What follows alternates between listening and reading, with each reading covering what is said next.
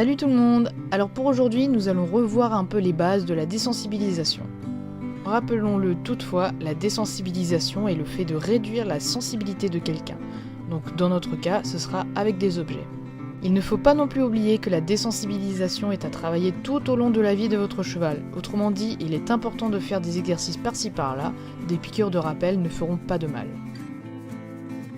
Tout d'abord, pour éviter d'agiter le bras à droite, à gauche, en haut, en bas avec le sac, vous aurez besoin d'un stick ou d'un bâton et d'un sac plastique, peu importe la taille.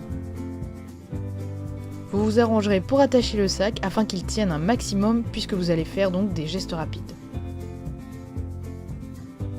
Avant de commencer, je tiens à dire que Spider est déjà habitué à cet exercice, donc c'est normal si elle n'a pas les réactions d'un cheval qui n'a jamais fait cet exercice.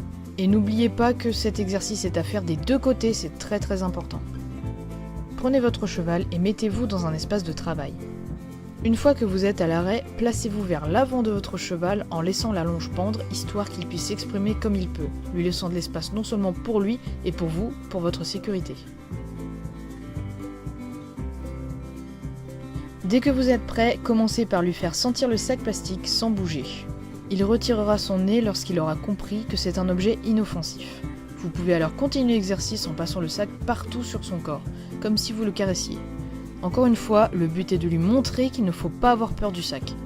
Si votre cheval n'est pas à l'aise, continuez jusqu'à ce qu'il montre un signe d'apaisement. Lorsque vous l'avez, stoppez votre action et félicitez-le. Ensuite, vous allez secouer le sac de gauche à droite, de haut en bas. Encore une fois, attendez un signe d'apaisement pour arrêter. Obligez-vous à le faire partout, au-dessus de la tête, entre les membres, derrière lui, etc. Si votre cheval panique, qu'il se met à trotter ou à reculer, continuez votre action jusqu'à ce qu'il s'apaise. Utiliser sa voix n'est pas interdit, donc si vous voulez le rassurer, utilisez aussi votre voix.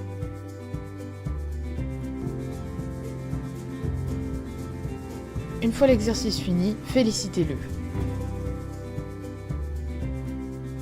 J'espère que ce format de vidéo vous aura plu, si c'est le cas tant mieux, parce que d'autres exercices de ce type arrivent prochainement. N'hésitez pas à vous abonner pour en être au courant.